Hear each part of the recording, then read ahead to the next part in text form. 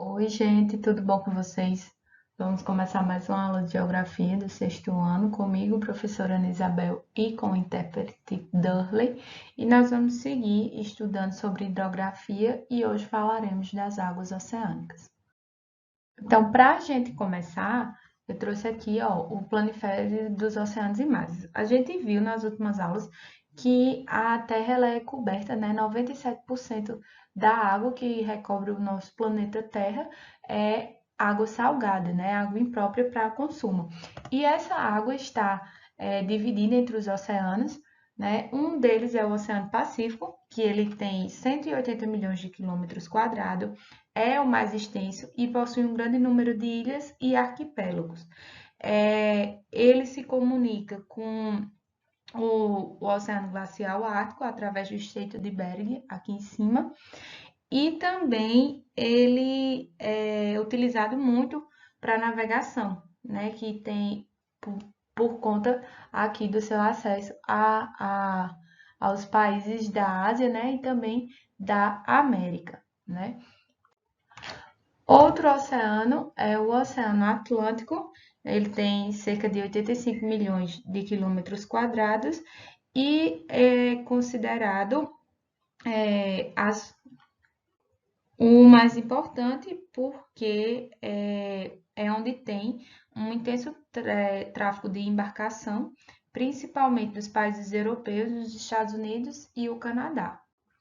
Um outro oceano é o Oceano Índico, né, que ele vai ficar aqui próximo à África e à Ásia e à Oceania, e ele tem 75 milhões de quilômetros quadrados e é caracterizado por, nesse oceano, trafegar muitos barcos, navios petroleiros, né, que carregam o petróleo vindo principalmente aqui do Oriente Médio.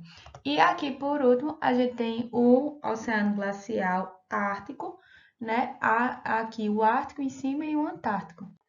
Eu esqueci de circular aqui o Antártico, né? Mas eles são oceanos caracterizados principalmente por congelar, né?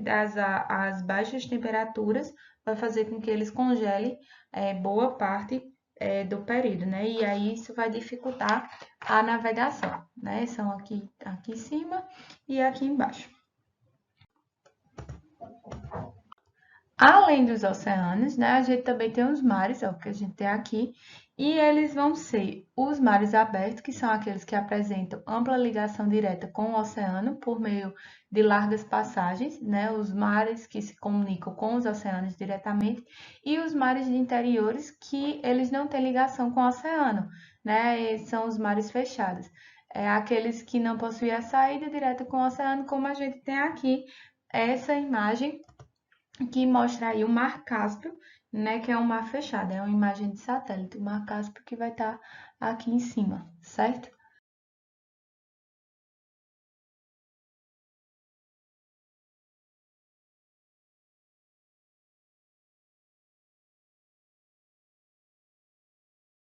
As principais características das águas marinhas são a temperatura e a salinidade.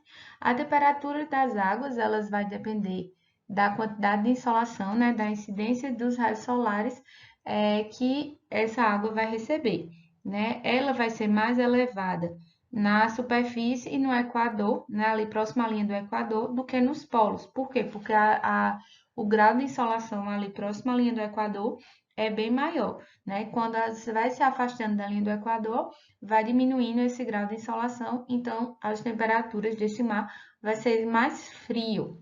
E a salinidade, né? A salinidade das águas marinhas também varia em razão da temperatura, da intensidade da evaporação e da quantidade de chuvas não serem iguais em todas as porções dos oceanos e mares.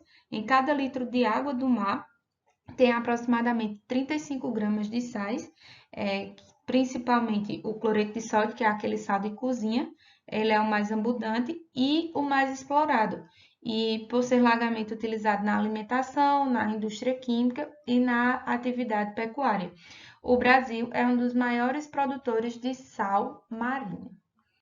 Agora a gente vai falar dos movimentos das águas marinhas, né? Que elas vão, a gente sabe que as águas marinhas elas se movimentam, né? Então, a gente vai ver algum desses movimentos. O primeiro é as correntes marítimas, que elas são deslocamentos superficiais contínuos das águas oceânicas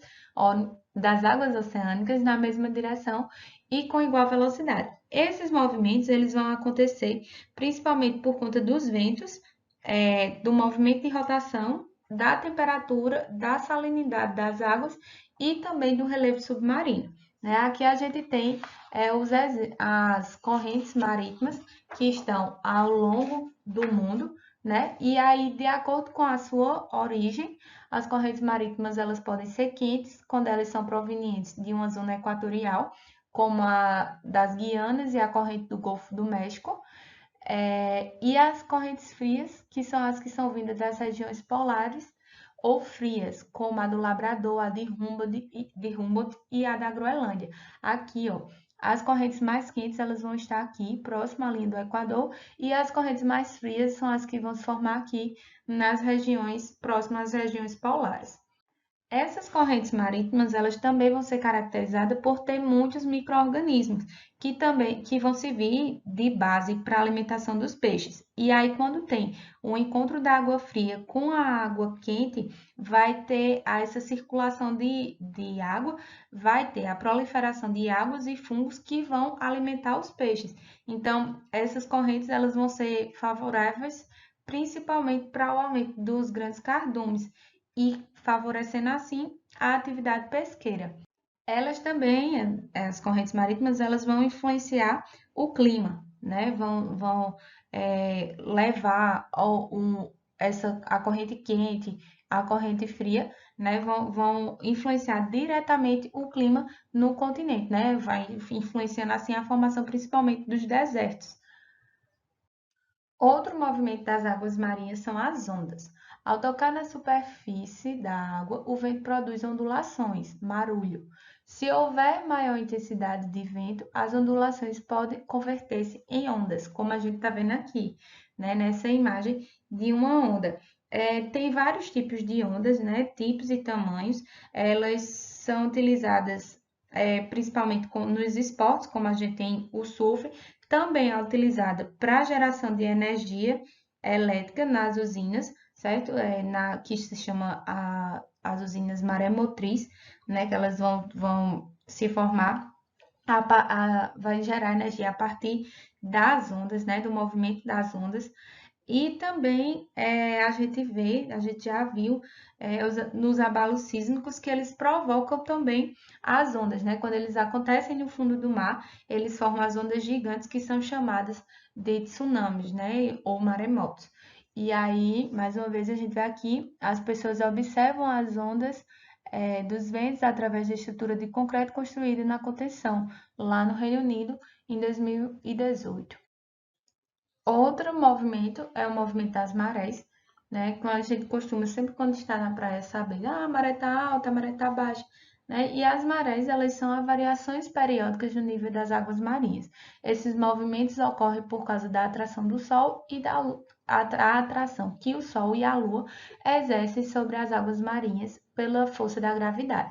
Aí eu coloquei aqui esse GIF para ficar mais claro para vocês como é que é essa atração, né? À medida que tem esse movimento de rotação da Terra, a Lua, ela vai tá, né? Nas fases da Lua, ela vai influenciar aqui, como se ela estivesse puxando a água, né, da Terra. Então, a gente tem aí esse exemplo de como acontece os movimentos das marés, né?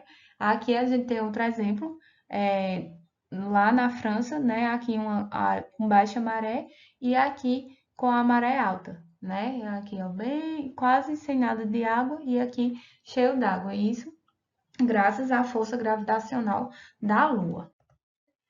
A atividade pesqueira também é muito comum, né, nos oceanos e mares, né? Tem aí os maiores produtores mundiais de pescado, os Estados Unidos, Peru, Chile, Rússia, China, Índia, Vietnã, Indonésia, Mianmar e Japão, né?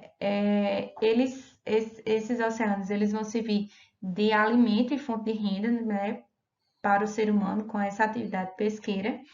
E E quando a gente fala dessa atividade pesqueira, a gente não está falando só dos peixes, certo? A gente também está falando dos outros seres vivos que vivem dentro da água, os moluscos, as algas, né?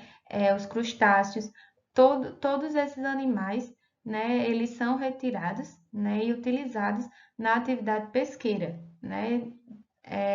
Além da pesca para alimentação, é também utilizado para fabricação de cosméticos, né, de remédios. Também se faz farinhas, óleos, graxas a partir do que é recolhido, né? Então, aqui a gente já viu, né, os maiores produtores de pescados e aí a importância da conservação marítima, né? E também da pesca de forma equilibrada, né? Para que também não haja a extinção das espécies que vivem no mar.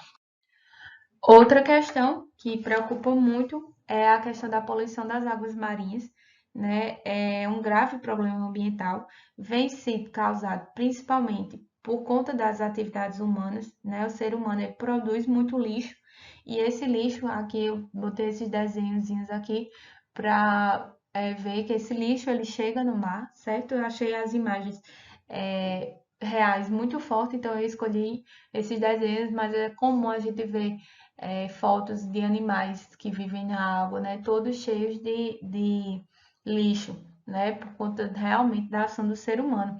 E também os desastres que acontecem por conta dos navios petroleiros, né? Eles, quando não tem uma carga, quando há o derramamento da carga, né? Que também vai poluir o fundo dos oceanos. Aqui essa imagem tem os grandes acidentes de vazamento de petróleo impressionam e preocupam. No entanto, os pequenos vazamentos ocorridos diária e continuamente também trazem sérias consequências para os ambientes marinhos. Na foto, o vazamento de óleo causado pelo naufrágio de um navio petroleiro próximo à ilha de Salamina, na Grécia.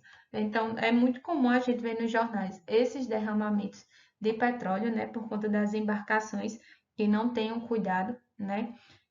E aqui também tem um tempo de vida dos objetos no fundo do mar. Veja que a gente tem objetos aqui, ó, pilha não é degradável, 4.000 anos o vidro, né? Fósforo, 6 meses, uma fruta de 3 meses a 2 anos. Então vejam como todo, até o que a gente acha que não demora, né? Demora bastante a se degradar no ambiente. Então, por isso, a responsabilidade, né? De onde a gente vai descartar o nosso lixo. Então, pessoal, deem uma olhadinha lá no livro, para vocês se aprofundarem mais, ler o conteúdo, né? Capítulo 12, certo? Também façam pesquisas sobre esse tema e a gente se vê na próxima aula.